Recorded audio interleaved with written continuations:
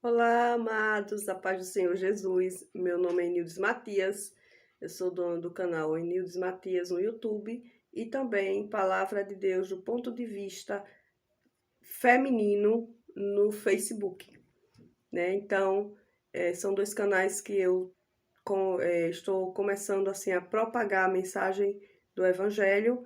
E se você gostar, curtir, dá o seu like, inscreva-se no meu canal e siga minha página lá no Facebook. E que Deus em Cristo vos abençoe poderosamente, né? Então, eu estava aqui pensando, meditando na palavra de Deus e o Senhor colocou no meu coração uma palavra maravilhosa da parte do Senhor. Essa palavra, irmãos, ela fala sobre as duas figueiras. Tem um texto em Marcos e um texto em Lucas que fala sobre figueiras distintas. Uma figueira é Jesus vivendo a situação e a outra figueira é Jesus falando uma parábola para os seus discípulos. E nós vamos meditar um pouco na figueira que Jesus viveu a situação e na figueira que Jesus falava a parábola para ali os seus discípulos, aqueles que lhe seguiam. Então, irmãos, lá em Marcos, capítulo 11, o versículo 12 e 13, e também o 14, esses três versículos eu vou estar lendo e depois estarei pulando para mais adiante, que fala assim: E no dia seguinte, quando saíram de Betânia, teve fome. E vendo de longe uma figueira que tinha folhas, foi ver se nela acharia alguma coisa. Mas chegando a ela, não achou senão folhas, porque não era tempo de figos.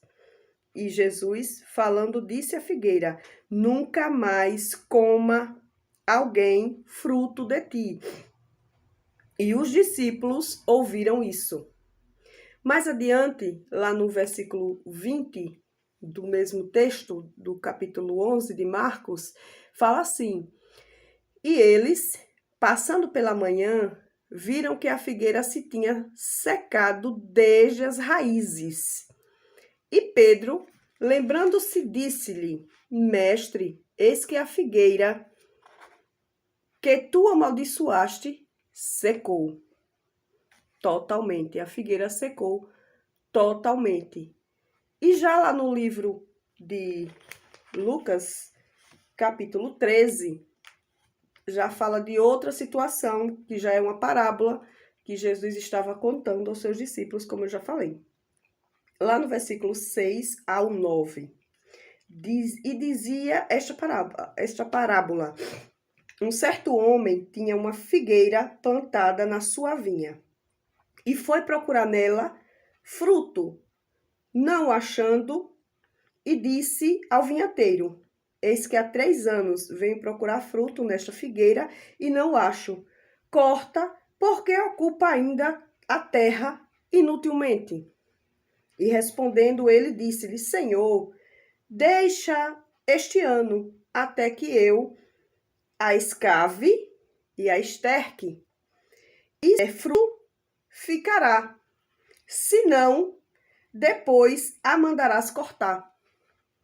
Então, são duas figueiras distintas. A primeira, Jesus fala que quando os discípulos ali, o apóstolo Marcos, ele chega aqui e fala que Jesus, ele passou pela figueira, teve fome. Ele sentiu fome. Jesus, ele veio ali de Betânia, ele direcionou-se para Jerusalém e nesse percurso ele viu a figueira frondosa, uma figueira muito bonita, uma figueira cheia de folhas. Ela estava frondosa. Uma árvore frondosa a gente sabe que é uma árvore bem viçosa, uma árvore bonita à vista. Só, irmãos, que a característica da figueira, que é uma planta bem peculiar, quando ela está fora do seu tempo de produção de fruto, ela não fica tão frondosa. Acontece um processo com ela.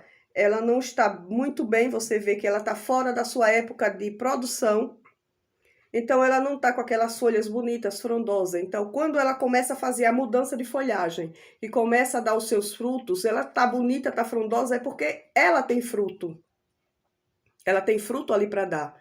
E aquela figueira, a gente não sabe qual o motivo que ela estava ali naquele lugar, e ela estava fora da época da sua frutificação, mas ela estava frondosa, parecendo com a aparência de quem tinha fruto, para poder saciar a fome de Jesus. Quando Jesus estava com fome, se aproxima daquela figueira, que ele viu que não havia fruto nela, automaticamente Jesus olhou para a figueira. Porque, irmãos, a palavra saída da boca do Deus vivo, ela tem poder. Ela é uma palavra poderosa, é uma palavra tremenda. Então, a primeira coisa que Jesus olhou para ela, falou com ela, e a figueira entendeu que Jesus estava dando uma ordem para ela. Jesus chega para a figueira e diz: seque-se, mas nunca saia fruto de ti. Automaticamente ela recebeu aquela palavra de maldição. Jesus, em todo o seu percurso aqui na terra, ele nunca amaldiçoou nada, a não ser essa figueira, porque Jesus ele veio para dar vida e vida com abundância. Mas ele teve ele teve cuidado de nos deixar esse exemplo de que tudo aquilo que não produz fruto não serve. E a gente vê a partir do versículo 20, amados, que simplesmente a figueira, ela secou desde as suas raízes. E o que isso nos quer dizer, irmãos? Que não adianta vivermos de aparência. Não adianta a gente ter folhagens frondosas, a gente ter uma aparência maravilhosa, estarmos na igreja, aparentemente, parecendo que temos frutos a dar, mas na verdade não passa de aparência. E é assim que muitos crentes, infelizmente, têm vivido atualmente, vivendo de aparência. Se eu tiver um cargo, eu estou nos holofotes, eu estou vivendo naquela aparência que todo mundo acha que porque eu tenho uma certa habilidade, uma certa facilidade de manipular a situação ou de administrar aquele negócio que foi colocado na minha mão, acha que isso é suficiente. Mas, irmãos, uma vida que frutifica, uma vida que dá fruto é diferente. Uma vida que dá fruto, ela está pautada nos padrões bíblicos. A fé, ela sem obra, ela é morta.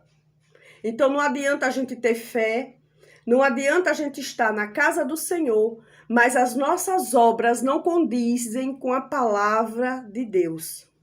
O que adianta, eu costumo dizer, para quem me conhece, o que adianta nadar tanto e morrer na praia?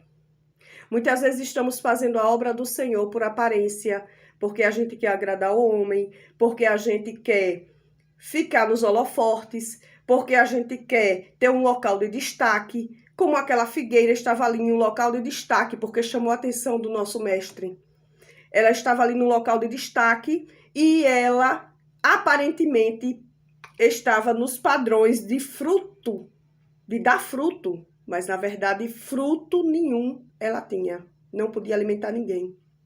Bem assim é o crente que vive de aparência. A gente vê aquela beleza toda exterior, mas dentro não tem fruto nenhum. A própria palavra de Deus diz que pela árvore, pelo fruto conhecereis a árvore. E qual é o fruto que eu tenho dado para o meu Senhor?